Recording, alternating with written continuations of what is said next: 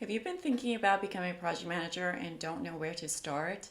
Maybe you are thinking about a change in career, or maybe you just finished your studies as a project manager or finished a certification and looking to see how to land your first job.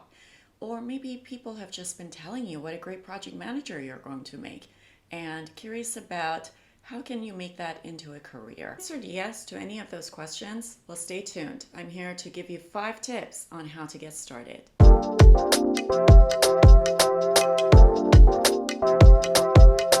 So you want to get your first job as a project manager. Hi everyone, I'm Sudi. Over the years, I've been asked by so many people on how did I get started as project manager.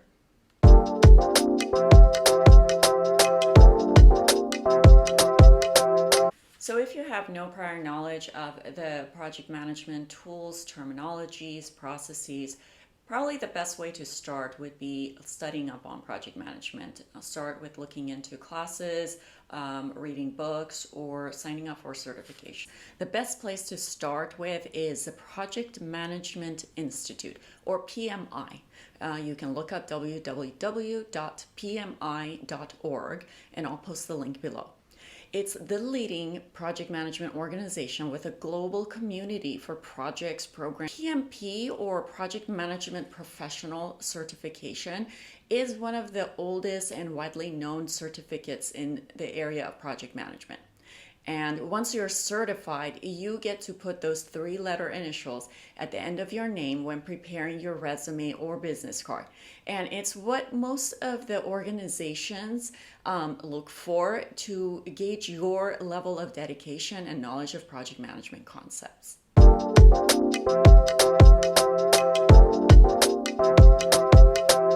When you're starting your job search, look for positions that are called project coordinator or project analyst instead of just project manager. These are entry positions into a project management career with a lot less experience requirements.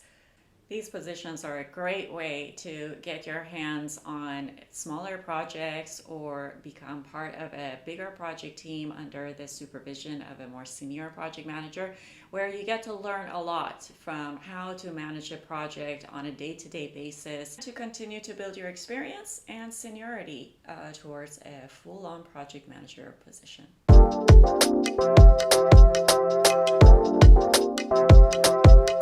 If you are a student, and whether you're undergrad or graduate student in college and looking to start your career once you graduate in a job and as a project manager, the best way to get started is before you graduate, start looking for positions in internship. Internships are typically offered by companies on a temporary basis, either during summer or sometimes throughout the year. But the criteria for that is that you are still a student. This is a great way to get your foot in the door and start learning in a project environment and from project team members while you're wrapping up your education. Now, a lot of companies actually do provide a full-time position upon graduation to those interns. By the time that you're done with your internship, you've got quite a lot of experience you can add to your resume that will definitely get you a head start when looking for a job as a project manager when you graduate.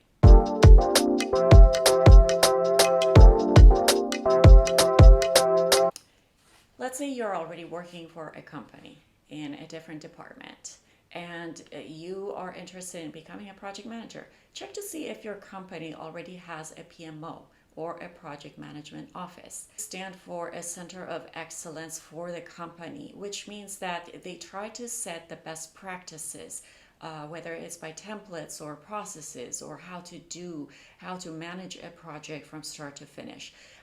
This way they can educate the rest of the organization to follow certain standards and practices, even if they don't officially have a project manager running it.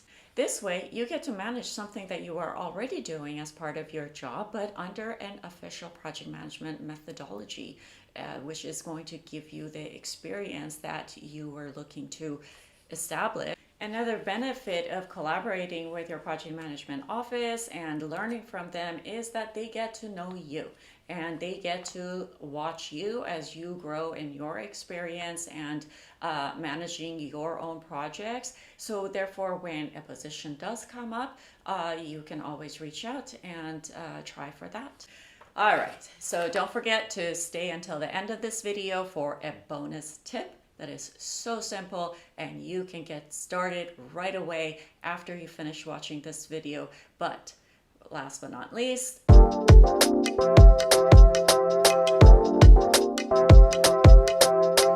so you're going about doing your day-to-day job in a company, and all of a sudden somebody asks you to step up and manage this project.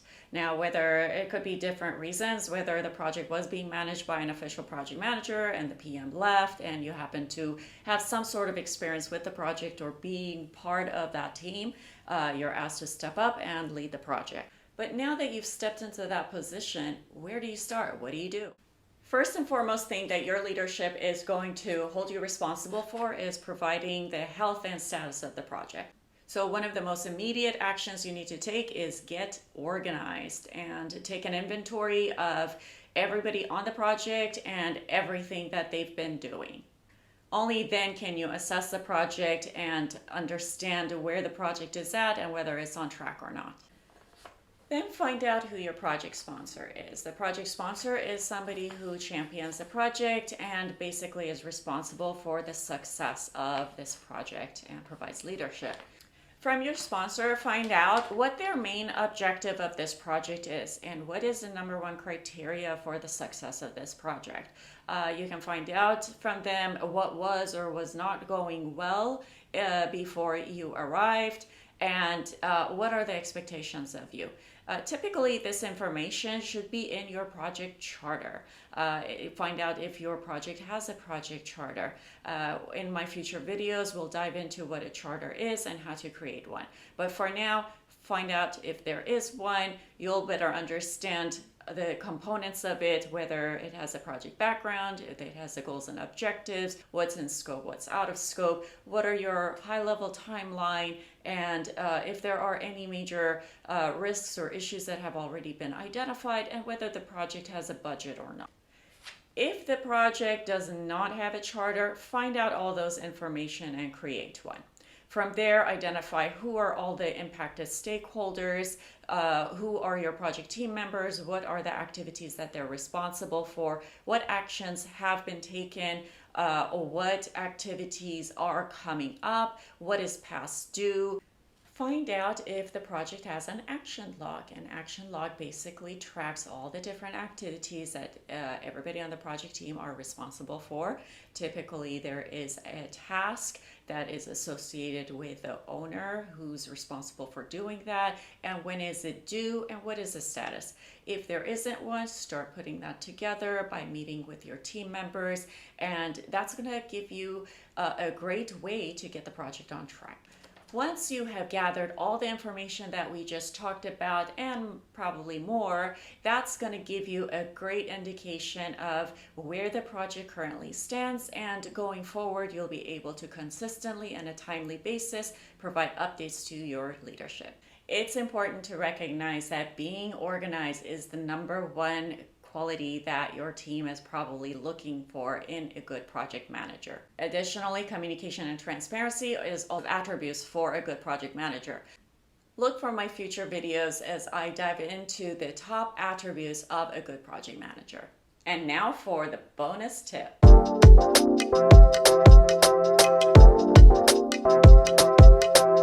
So, the fastest way to gain experience as a project manager is doing what you already are doing. Everybody has been working on a project, whether you are a student and doing projects for your work, whether you are doing your day-to-day job as a part of your current career, or that you're doing something at home. You have a DIY project that you're doing. You're painting your house, whether you're throwing a party. These are all projects. So take what you're doing and apply everything that you learned from your book or certification and try to treat that project as formally as you would if you had the title of a project manager. Just remember, For something to be considered a project, it needs to have a start and an end and result in a unique product or service. For example, keeping your house clean, vacuuming or dusting, that's not a project. That's something that you do every day, every week, every month, and it's not a unique event that has a certain deadline. But let's say you're throwing a party. That is a unique event. So pick a project from your day-to-day life. Try to define what your goals and objectives of this project is. What problem are you trying to solve? What are you trying to achieve? Who's all involved in your project? Who are you dependent on? Who needs to help you get things done? Identify what are all the different activities. What are all the tasks that needs to get done? Who needs to do it by when?